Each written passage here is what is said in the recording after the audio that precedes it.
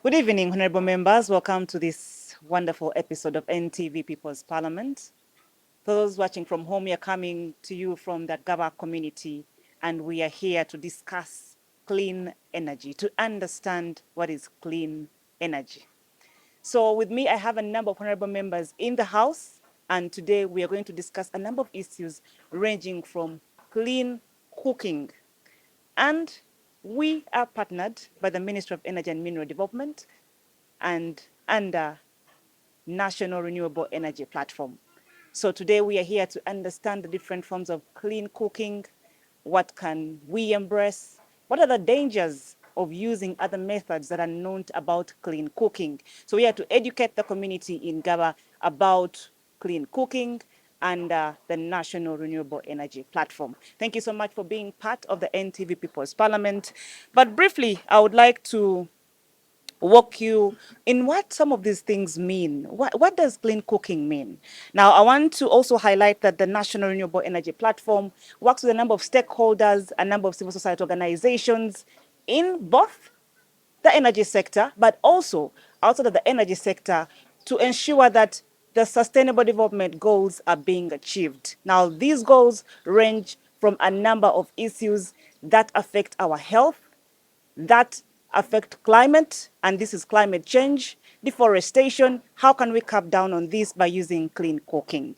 So olwaliro ngenda kuyita essaawa eno nga sinaba nagenda wala, ngenda kuyita chairman w'ekitundu. Batwaniriza naye mbadde nsabadde mwatwanirize mu ngeri tuyoyoota naffe tuli batuuze essaawa eno wano. Era ekibaawo kyonna bagamba baabadde Gaba. Era nsaba chairman okwaniriza, please take onto the stand.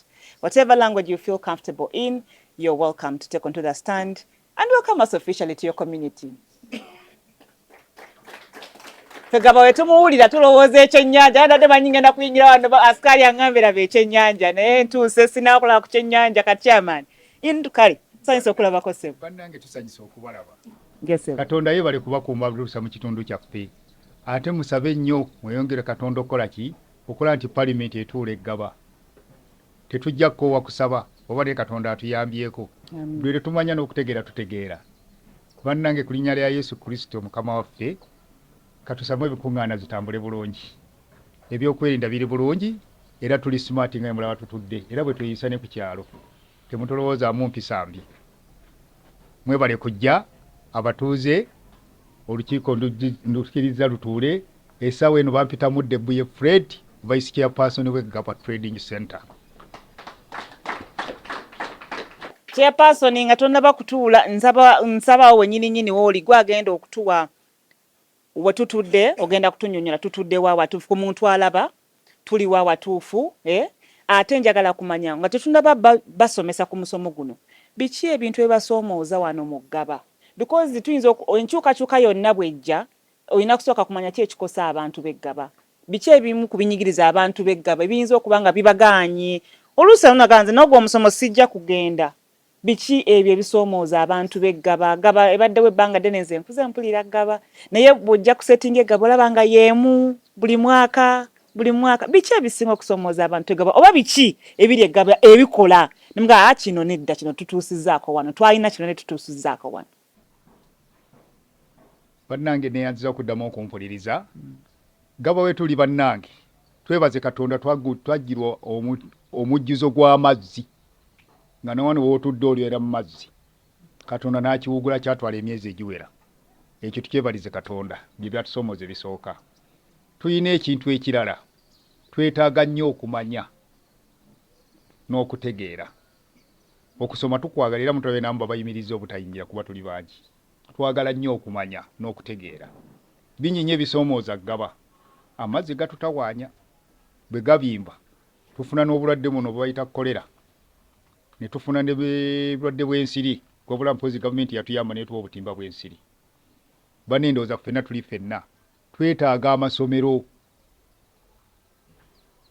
amasomero gabadde mangi naye gali mu bbeeyi nnene abantu bakyala b'Egaba abazadde tebagasobola.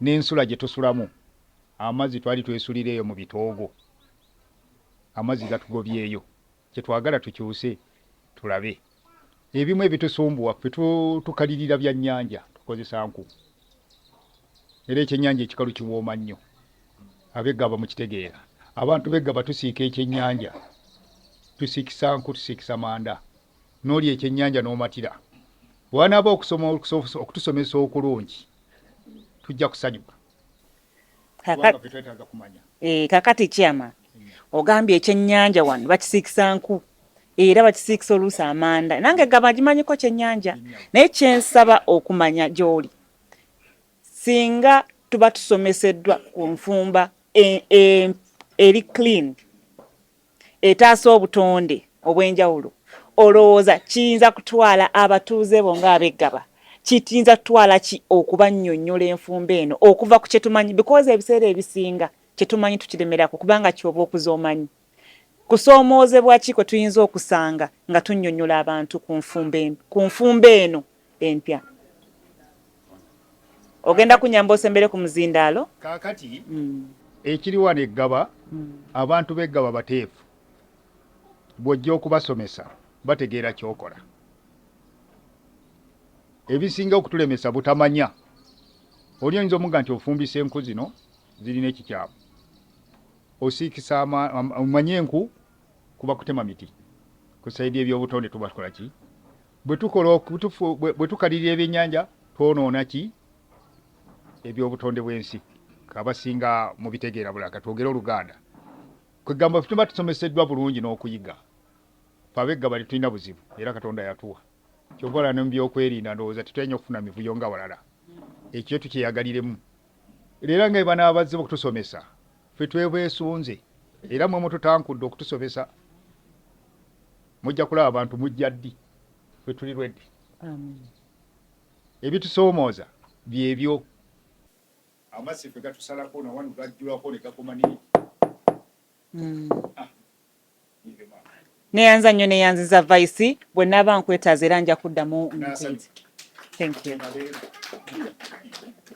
Now, for those that are watching from home, we are in the community here in Gaba, and we preferably have adopted to using Luganda because it's one of the formal ways of addressing the community because it's the language they're well conversant with.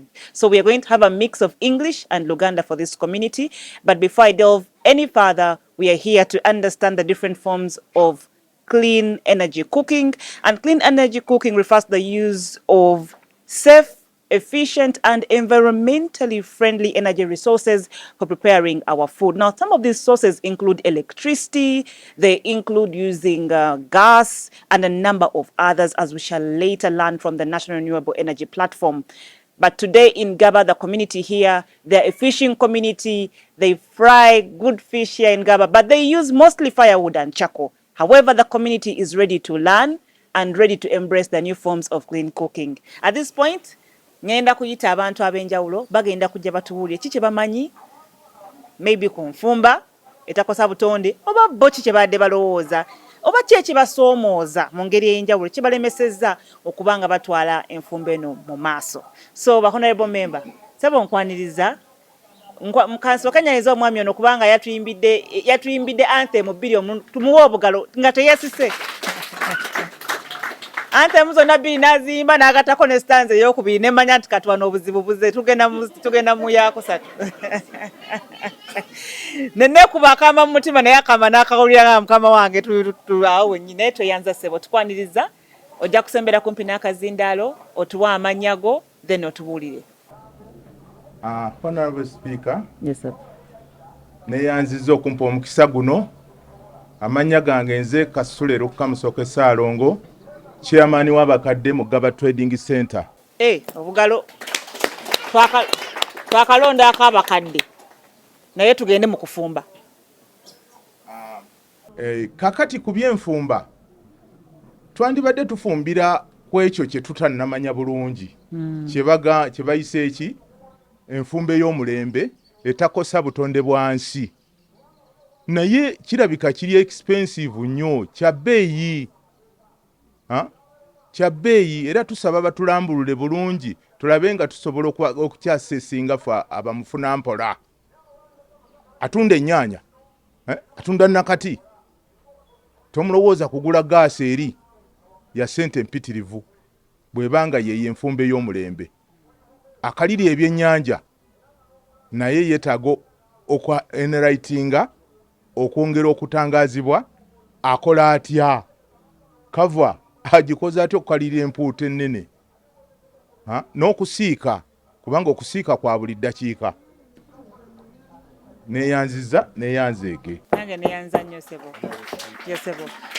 For those that are watching from home, the National Renewable Energy Platform was established in 2021 under the Ministry of Energy and Mineral Development. Now, this platform seeks to bring together stakeholders and other civil society organizations as well as other people in the energy sector to address some of these challenges. Nawadde nina omukyala gwe nsuubiza nti omwami bw'avaawo ogenda kubojja wano. So maama jangu nkwaniriza nnyo ku fuleno. Ate oli honorable member. So honorable member nkwaniriza otubulire ebikyayimuko ebibasoomooza era enfumba ennungi eno ogimanyiiko ki era ogitegeera otya naki kye kikuleesa olwaleero kye wandiyagadde okumanya. Amanya gange nze mukyala Batwala Zaitun nga ndi mukyala akulembera abakyala mu Gaba Mission. Ensonga yange oba ekisinga okunnuma ekinnuma enfumba tukuze tumanyi nti buli ekifumba kiba kifumba ekifumba ki obulungi naddala oluku. Ffe tukimanyi nti bw'ofumbisa oluku ofumba emmere ewooma ofumba emmere ewunya akawoowo ate ofumbira mu ddakiika omuntu n'akola ki n'alya. Era nze manyi teri kisinga kuwooma nga mmere yaki ya luku. Ekyokubiri twayiga okufumbisa amanda. Amanda tugafumbisa ne gakola ekyo kye twetaaga. Naye ffe kasasi ogera n'obeera mu nnyumba mulimu omuntu ng'afumba ku stove. Stove ekozesa amafuta. Amafuta ago bw'amala okufumba yeggalidde mu nnyumba. Abasinga tuli ku mizigo. Naye emizigo egyo oli bw'amala okufumba tafaayo okukwata oba stove eyo n'akola ki n'agifulumya ebweru n'aggalawo ennyumba. Obulamu bwe n'obwabo ababa baliraanye batera nnyo okuwulira emisango egifaanana bwe gityo. Ti omukyala wa wali afumba omukka gutuwunyirira gukola biki ebintu ebikola ki ebifaanana bwe bityo. Tweyanziza nnyo nnyabo tweyanzege. Tweyanziza webale kuteesa. Ssebo nkwaniriza jangu oteeseko gye tuli naawe tukuyigireko tumanye biki ebyo ebiganye abantu okuba nti enfumba etaasa obutonde babeera wamu nayo. Abamu banyiize nti twalwa nayo naye kati weetuli olwaleero nawe baako by'otubuuza oba by'otubuulira. Amanya ganze Sekalo Alice, Secretary of Elson Gaba Trading Center. Mupatika kerinnya erimu naye terijja kukola. Lyaffe liba lya kunoonya mirimu ne ssente. Nsanyuse nnyo okulaba ku NTV. Yes, ssebo. Nali ndudde okulaba ku sipiika naye omukisangu funye. Naffe tusanyusa okukusanga ssebo. Yes, ssebo. Kakati ebyange si bingi nnyo. Wano tusanyukidde enkola gye mugenda otwanjulira kuba ffe tufumba mu ngeri yaffe ne tuwoomerwa era ne tubeera nga tuli balamu. Enfumba yaffe okojjaku gye tuli abaana abaawabi naye ng'enfumba gye tukozesa etukuzizza bulungi kuba kuba jjajjaffe okutuuka kati. Wabula ekireeseewo ekitukalubiriramu enkulaakulana eri mu maaso okusinga empulaaninga.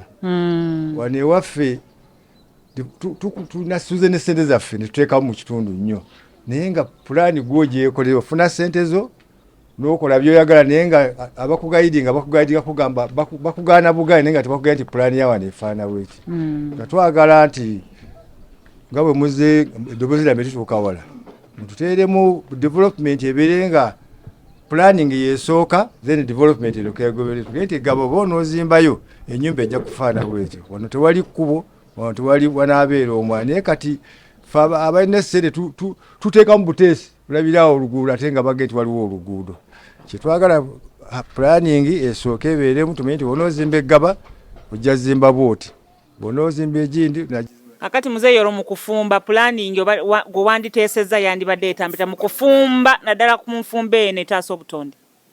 Tetubadde nnyo bubi kubanga tukwata nnyo amateeka eGaba batugaana nnyo okufumbisa okutema emiti era tudda ku manda anti n'amanda ga kutema miti tuli awo tutyamu awo kubanga nakyo kiyinza okuba muyinza okuteekako etteeka tulina kufumba booti kale tujyaniriza tufumbe bulungi naye nga tetubadde bubi emmere etuwoomera gye tufumba tweyanza nnyo muzeeyi tweyanzege. For those that are watching from home, we are in Gaba Parish and we're here with the National Renewable Energy Platform under the Ministry of Energy to understand the different forms of clean cooking and also to educate the people on what can be done, how can they embrace them, and how can they actually access them. NTV People's Parliament takes a very short break. When we return, we shall have the officials from the National Renewable Energy Platform to help us understand deeply what is clean cooking, why are we here today, and how can we move forward.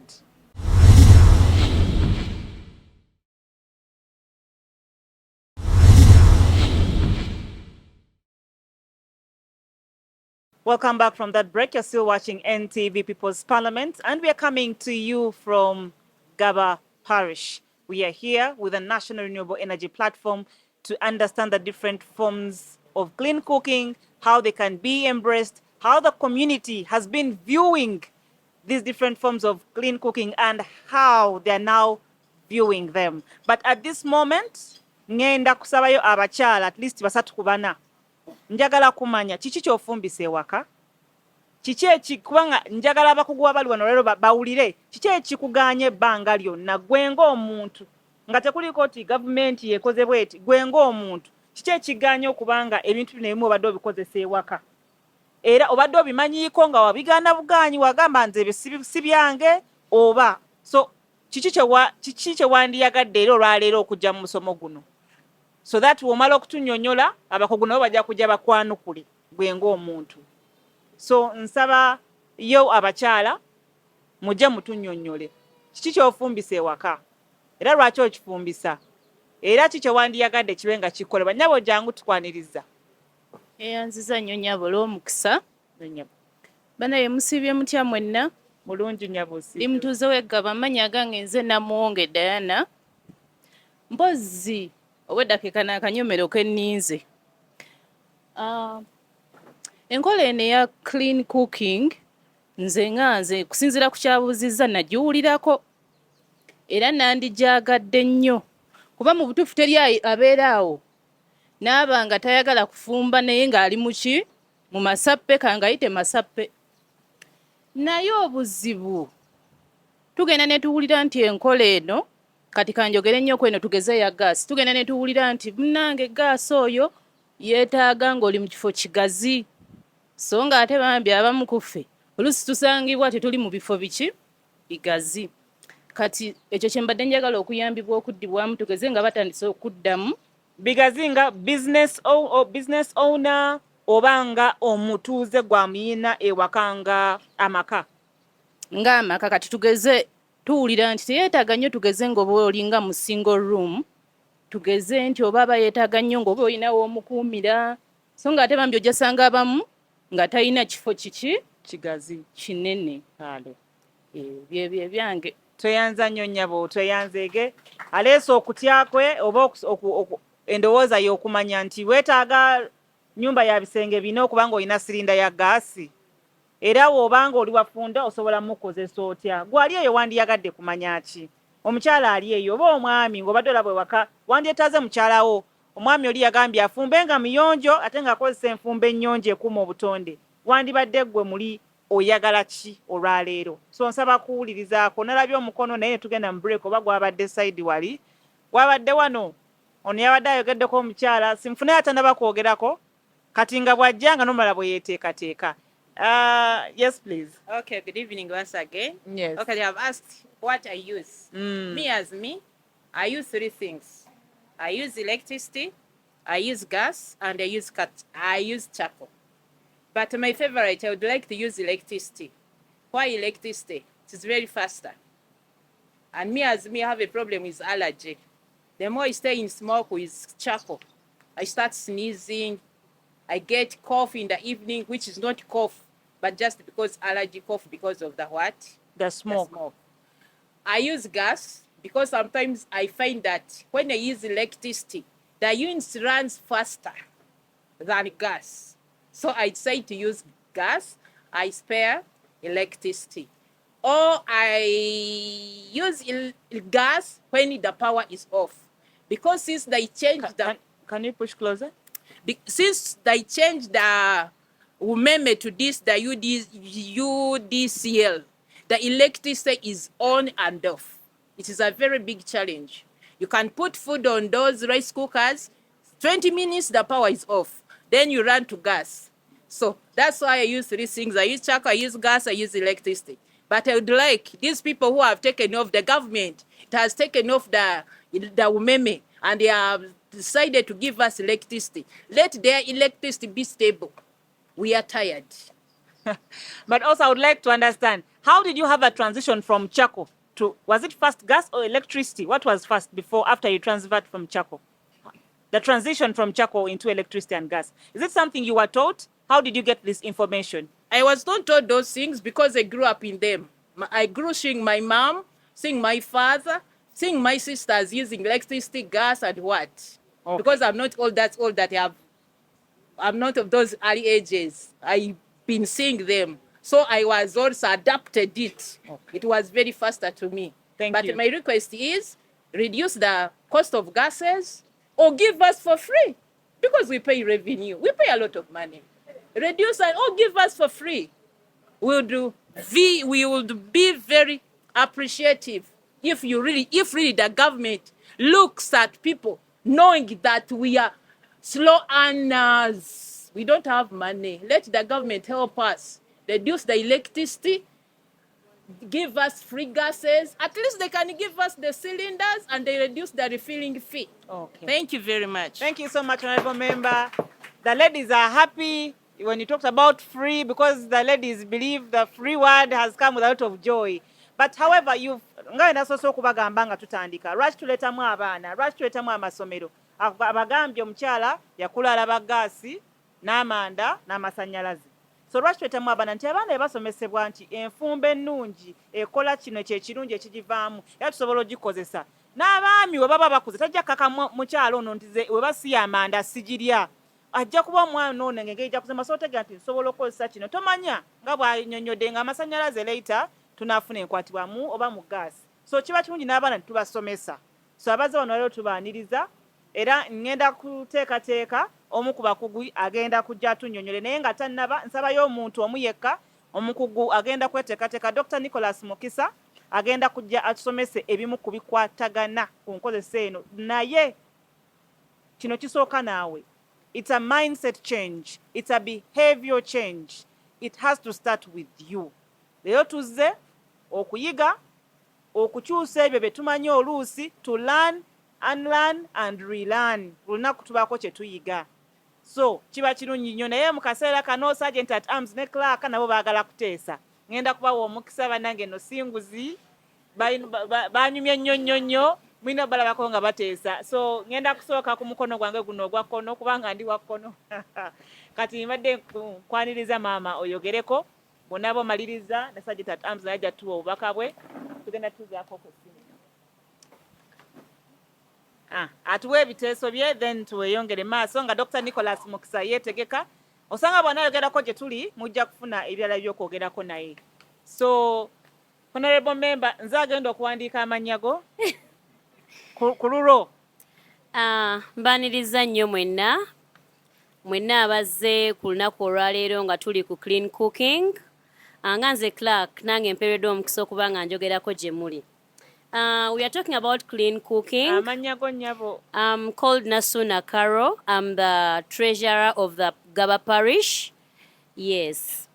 We are talking about clean cooking, but as we know that we are low income people, right? And in my community where I come from, it's a ghetto where everyone knows that it is Chiniga. Yes, where I base. You can't find that people will be able to be using electricity and gas.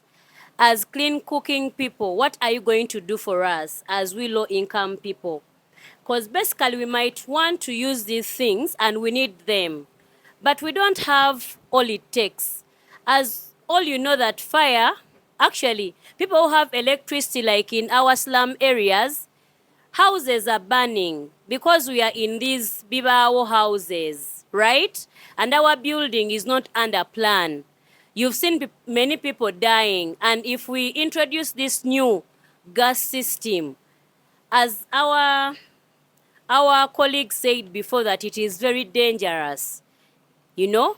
And since that we are going to be learning this new thing, we need people to go on ground and start teaching us, especially we ghetto people, because we are not convenient about this new what? This new cooking thing. And the other thing about this gas, yes, I've ever used it, but I cannot afford it. First and foremost, it is very expensive. But I can go and fetch my firewood, nganze wembera mu ghetto nsobola ofuna ebiwempe wali, nembikuma mangu nnyo, nenfumba emmere ne tukola ki? Ne tulya. But that smoke is causing a lot of what? Sickness. As we all know that tuli mu Gaba, tugenza okwesanga that in health department tusanze abantu bangi balina TB, tuberculosis, ennaku esinga ava ku mikka gino gye tu inhalinga. Bantu bangi afuwa omukka gwe n'akuma omukka ne gusinga ne kutulaza ebirwadde. Era mu Gaba muno mwe tukyasinza okuba n'endwadde ze tuyita TB. Naye abantu abasinga tetumanyi wezikola ki? Weziva. Kubanga zitambulira mu ki? Mu mpewo. So nga ffe abakyala n'abaami abasobodde okujja, olwaleero leka tuadaptinge kye batuwadde nga NTV naffe tufunye omukisa ogutagambika nti leero lutonnyenga lwa nkuba n'enkuba n'etatonya nti ku nnyanja tubyose buliro aba NTV. Tweyanziza nnyo, tweyanzeege, sijja kuba mwogezi wa mukolo, mwebale kujja, naye tunaaba basanyufu ng'eyo gaasikuuka ngenze nayo. Neeyanza nnyo, neeyanza. Kebayita akatale ke kakijja kuluma nnyo nga tewayogedde nga munayisawo ne gaasikuuka ng'obwedde oli eyesiise. Naye leero nkakasiza nti corruption teri mu ssente zokka, erina mukuuma obudde. Akuuma obudde yafunyizaako emikono kubanga ku mmeeza kuno kuliko ayogera takoonye wadde ku budde, naye jangu otubulire enfumba eno ennungi ogimanyiko. N'ensonyi zimukute naye era y'oyo abbye obudde. Sonyiza okulabako ssebo. Ye ssebo. Amanya agange Saalongo Rasta, nsuuka ku mutala Gaba. Naye enfumba nnungi gye baleese enzungu, naye ate egumya amagumba bannange wadde tusaanyawo obutonde. Gavumenti yabeeranga n'ebibira abantu mwe baatyabanga enku zokka mu bitaaliwo byavaawo mwe mwabimalawo. Owulira tikitegeeza enku kazaalono y'amagumba. Era emmere gye bagenda otusomesa twagaba tusomese nti ekola ku magumba, tugifumba nzungu. Eyaffe enyiga amagumba, omukyala waba azadde n'akozesa enku ng'afumbye emmere nga bataddeko oluwombo n'akuugi kali kaguna oluku luvaamu ne luteekako akakka ne kanyiga mu lubuto nakazadde. Olwo ffe tugambye nti gavumenti yali badde ezzaawo ebibira byaffe bye twatyabangamu enku. Era omukyala omu agambye nti ewaffe ensozi zaggwawo, nze zaalibwa Namutamba Mityana ne bannange olusozi Namutamba ne bwodduka kati oyita buyisi ku njazi ebibira baabisaanyaawo byonna, tetukyalina we tujja luku. Ate abakyala babawala babagamba nga abakyala batyaba ki?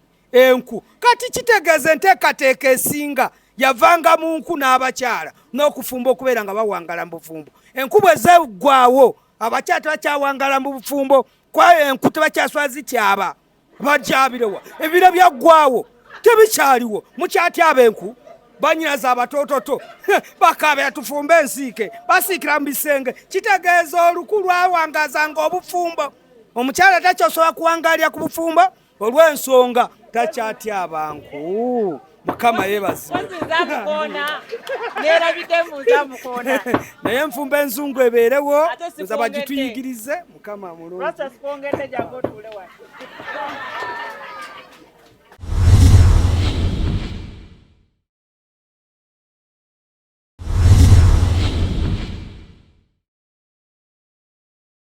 ngenda kubeebaza nnyo okwerekereza obudde ne mujja olwaleero ate buli omu n'ayogera ekimuli ku mutima mu ngeri ey'enjawulo.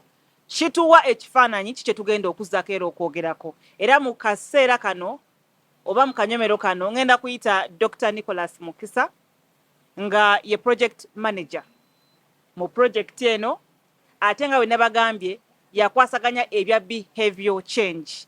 Nabagambye mindset change, behavior change. So tuyina okuba nga tukyuka mu ntegera yaffe ne mu ndowooza. So agenda kutulungamya mu bintu ebyenjawulo. Saba tumuwa amatu atusomese. Osanga mwe bwana atusomesa tujja kuddamu okufuna tebe bitumwebuuzaako. So ndabyeko emikono emirala naye dokita bw'anaaba amaze okwogera nja kukuwa akakisa oddemu oyogere maama. Ngenda kutereka. We are happy to have you, Dr. Mukisa. I don't know which language you're going to use to address the people. It can be English and a mix of Luganda. It can be a language they are conversant with. Speaker neyanziza akakisa kano okwogerako eri abatuuze ba Gaba Parish nga benyanjuddwa nze Dr. Nicholas Mukisa era nga nze nkulira project eya Behavior Change Campaign on Electric Cooking. Project eno ya government ya Uganda ng'etya mu ministry ya Energy and Mineral Development era nga ewomeddwamu oba etereddwamu ensimbi okutambuza okukyusa endowooza y'abantu nga banywanyi ba gavumenti aba UK government nga bayita mu kitongole ekimanyiddwa nga Modern Energy Cooking Services oba kye tuyita MEX. Ensonga eno nkulu nnyo gye tuli. Ensonga y'okufumba nga mwenna be tukuŋŋaanye wano tukimanyi nti ffenna twalidde oba tugenda kulya. Mu Luganda tugamba ensawo enkalu tekola ki? Teyimirira. So ffenna lunaku tukeera tugende tukole nga tukolerera kulya. Naye obudde obusinga tuteeka ssira ku enfumba ekozesebwa ku bye tulya. Obutonde bw'ensi muli n'eggwanga bukendedde nnyo. Mu mwaka wa 1990 twalina ebitundu 24 ku buli 100 muli n'eggwanga bibira bisaalu. We twogerera tuli ku bitundu ebiri wakati we 10 ne 12 ku bibiri. Ekitegeeza ebitundu 12 tukoze eki? Tubimazeewo. Ekya tulina okumanya omuwendo gw'abantu gweyongedde. Emyaka 3 emabega population yaffe yali wansiko. Naye kati abayinanga yeeka z'amataka 5 tulina plot ettaka litundiddwa. Ate ettaka bwe litundibwa tulina okutereezwa oba twandigambye okutemawo emiti abantu bazimbe abantu balime. Nti n'abaali abaana myaka 2 emabega kati balina amaka nabo balina okulya balina okuliisa. Nti tutaddewo nnyo obuzito bungi ku butonde bw'ensi kuba twetaaga butugabirire bulina otuwa enku bulina otuwa amanda. Kati kiraze ki ng'ojje ku butonde bw'ensi gye butubwonoona n'obulamu bwaffe. Abamu ku ffe abava mu byalo nazzikuno e Buganda twayigganga nti abasajja babanga bayizzi era nga owulya badduka bali mu ttale balunda banoonya nsu tezikyalabika nazo. Naye n'obulamu bwe tulimu kati nga mwe abatuuze b'Eggaba oyinza okusanga wano nga tewali yadduse kilomita 1 mwezi mulamba kuba n'obudde obudduka tokyakola ki? Tokyabulina. Nti kati giri emikka gye tussanga tufumba tegirina be gifuluma. Kwajjuka n'obossa emifulumafuluma yokko. Naye bw'oba todduse ng'otudde butuuzi waka ova mu kiyungu omuka kuyingira mu mawuggwe. Ekirala kuba ekifaananyi olabe ekiyungu ky'ofumbiramu otuuka n'olaba omunyale nga gujjudde buli wamu. Ekiyungu kye wayingira nga emiti gya brown gya kitaka ogenda okukimaliramu omwaka nga kiringa kiwasiiga langi ya black oba okiwako oyiro waaki ow'emmotoka. Kati geraageranya gwafu aseesaamu wali afuuwamu n'ebbanga eryawuka okuva ku masiga ne baati gweweebuuze ki ekiri mu nda yange. Mbadde nkyababuulira tekinologi ow'enjawulo afumba. Tulina gaasi ava mu bintu byaffe bya nakavundira. Abalunda ensolo ayinza okuva mu busa bw'ente, abalina we mulimira oba abalina zi restaurant ng'otunda emmere. Emmere esobola okukolamu omukka okukola ki? Okufumbira emmere. Nti bino byonna twagala abantu baffe bakole ki? Babimanye. Kati byenjogedde ebyenjawulo buli kinoomu wano alinamu ekiyinza omumwanguyira sipiika. N'agamba nze amasannyalaze gajja kukwesa okunyanguyira. Oluma n'agamba ethanol oyo ayinza okunyanguyira. Oluma n'agamba gaasi ajja kunyanguyira. Ffe tusuubira nti mumwe abali wano mulina ebibuuzo byammwe mwagala tuddemu. Muine engege mbadde mufumba gye mumanyidde. Ekintu ekimu kufumba kiri nti tukulidde mu maka gaffe nga tufumbisa enku n'amanda. So kiri kimu ku want it a culture. It's a culture. It's a culture. It's part of our culture kati. Era oli azuka n'agamba nze bajjajjange bafumbisa nku, bazadde bange bafumbisa nku, nange nyina kola ki? Nyina kufumbisa kuba kyakuza amanyi. Era okuŋŋaana ngano ndi musanyufu nti muzze mu bungi. Kukitegeeza mwagala okumanya. Obuzibu obusinga okuba mu bantu baffe kwewala kola ki? Kumanya. Naye newe oba toyina ssente ogenda kuva wano olwaleero mu kubaganya ebirowoozo ebiri wano leero ogenda kuvaawo ng'olina ky'oyize. Ti ne bw'ogamba sisobola kigula leero naye okoze eki? Okitegedde. Era enkyo bw'ogamba bannaye nfuna akasente kange naakola ntya? Naakigula. So tweyanza nnyo okubeera okujja kwammwe, tusuubira nti mu musomo guno mugenda kufunamu ebibuuzo byammwe bigenda kuba biddibwamu era buli omu evu wano ng'akoze atya? Ng'ategedde bulungi. Neyanzeege. Tweyanza nnyo Dr. Tweyanzeege. Awo wennyini bwengenda okusooka okusimba akati mpiteko omuntu omulala naye atunnyonnyoleko. Then ebibuuzo bye babiteeketeeke bajja kujjaawo nga babikuwa direct so that bava wano nga buli omu akkakkanye mu mutima. Era weebale kumpewulako kubanga ebibuuzo bibadde bigenda ku nze. Abantu baŋŋambye baafadde amaaso nga oli wa Dokita naye weebale kujja. Tweyanzeege. Njagala kuyita mukyala Babirye Sarah nga y'omu ku bazze n'aba National Renewable Energy Platform era nga ye project manager wa Uganda National Alliance on Clean Cooking. Ajja tubuulire accessibility eyo nga bwe kitambula. Thank you so much, Madam Speaker, and thank you so much for inviting us, the Gaba community. Once again, my name is Sarah Babirye, and I work with an organization called Uganda National Alliance on Clean Cooking, that is known as UNAC. Kayenda kwesa olulimi Oluganda kibenga fenna tuli wamu.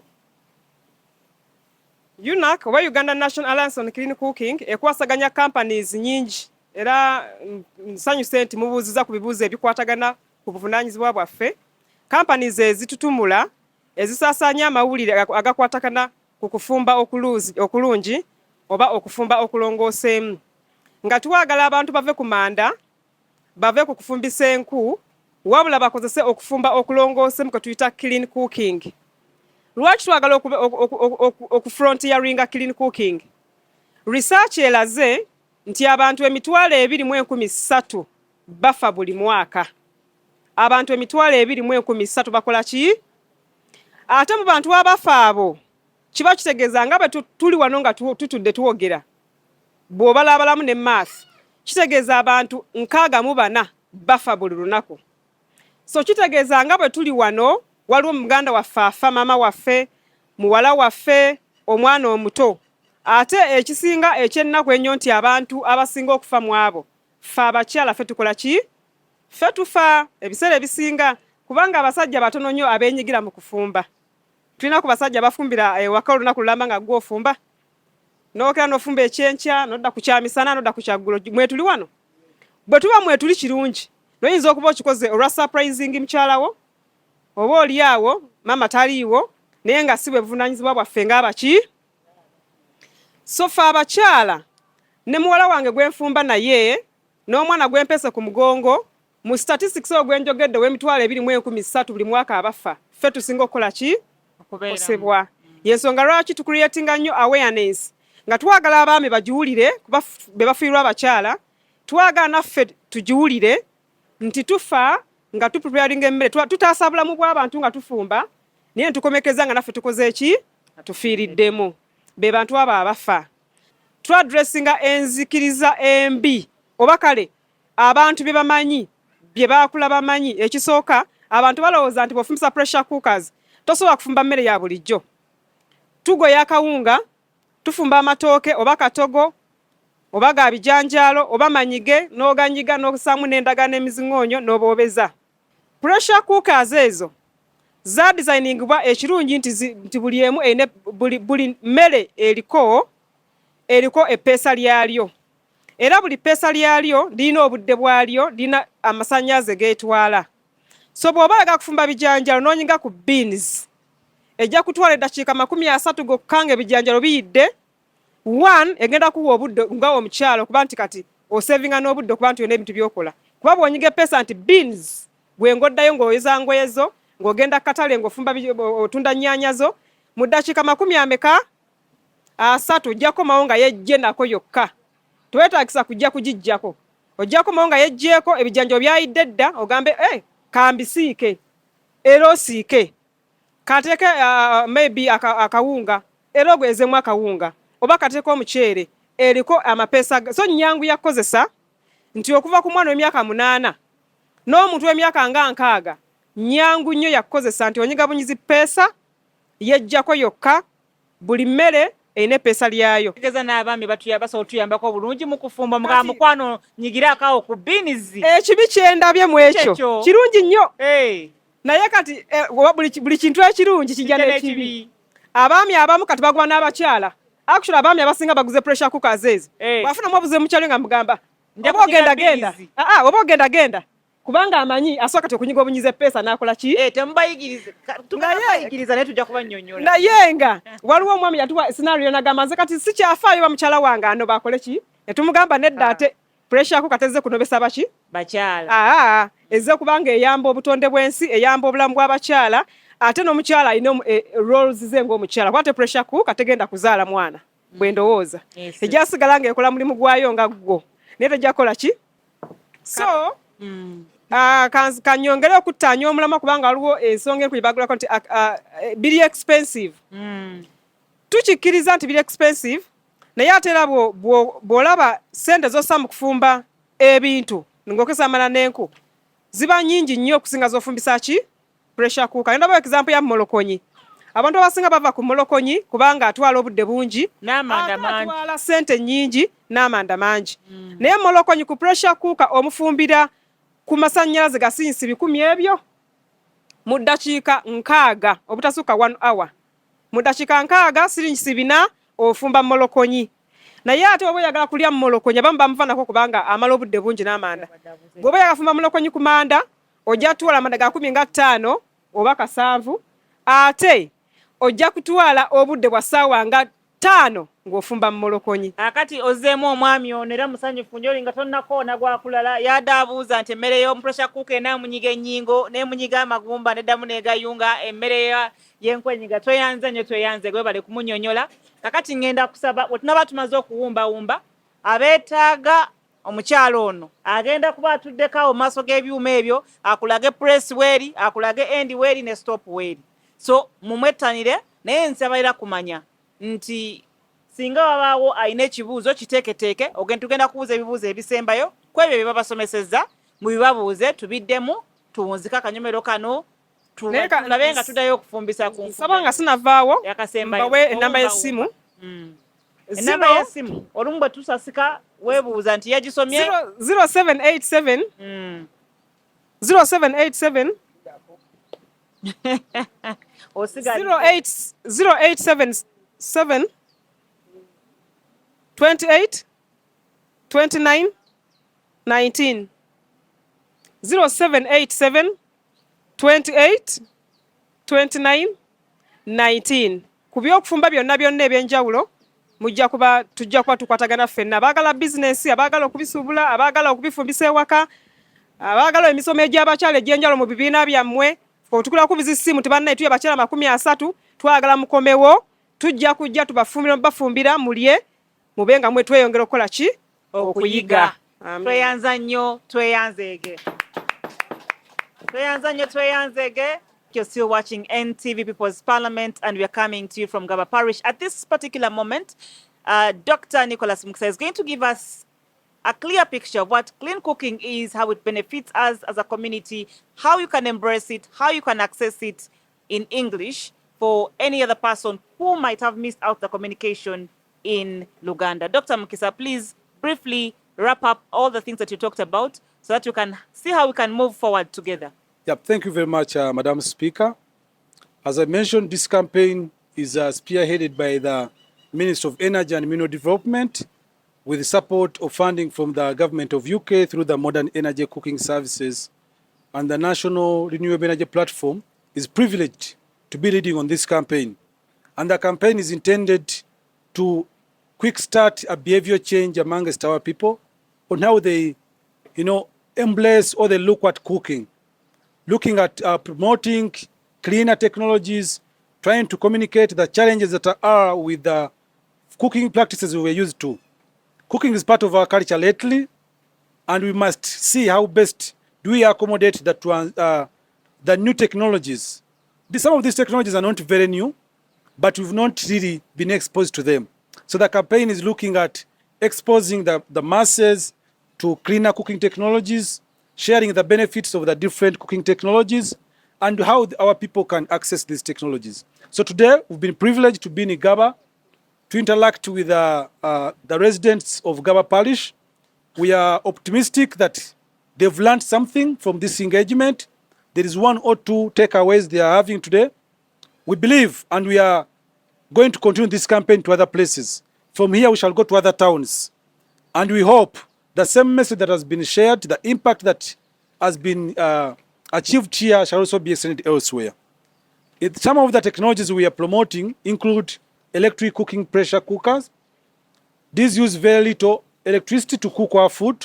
And for those that have been familiar with the use of electric coils, the amount of energy you use to cook on electric coil could cook for you the same food 3 times using the electric pressure cookers. We have talked about gas, which in scientific we call liquefied petroleum gas that we are familiar with, but many have expressed their reservations about gas being risky. These are points that we need to teach our people. How do you control the knob?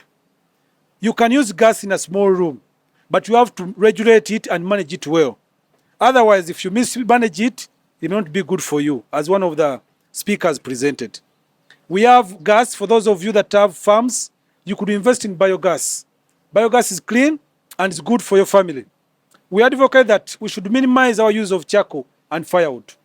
To some, it may be very impossible to complete a transition to cleaner technologies, but at least you could have charcoal or firewood as a backup option, but not your primary cooking fuel.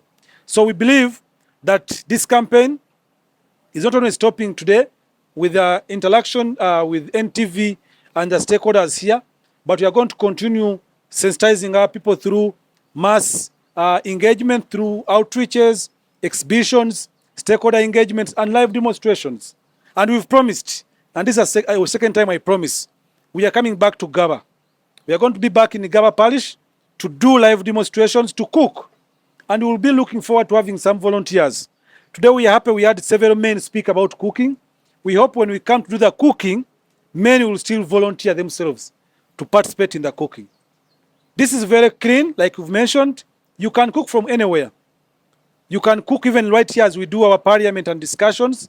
You could have cooked our food here and we've tested it. So we are hopeful when we return, we will do the testing. And as we close, I want to thank you once again. Thank you for making time to be here. Thank you for contributing your views to this discussion. We hope we've answered them. And if you have any more questions, do not hesitate. Please reach out to us. We are going to continue to be in touch with you, to continue sharing information until when you make a decision to fully transition to clean cooking for God and my country. Thank you so much, Doctor. You can take your seat. Another round of applause for the doctor, and a round of applause for the National Renewable Energy Platform, the Ministry of Energy and Mineral Development. Let's give them a round of applause for that time to come here and teach us about clean cooking.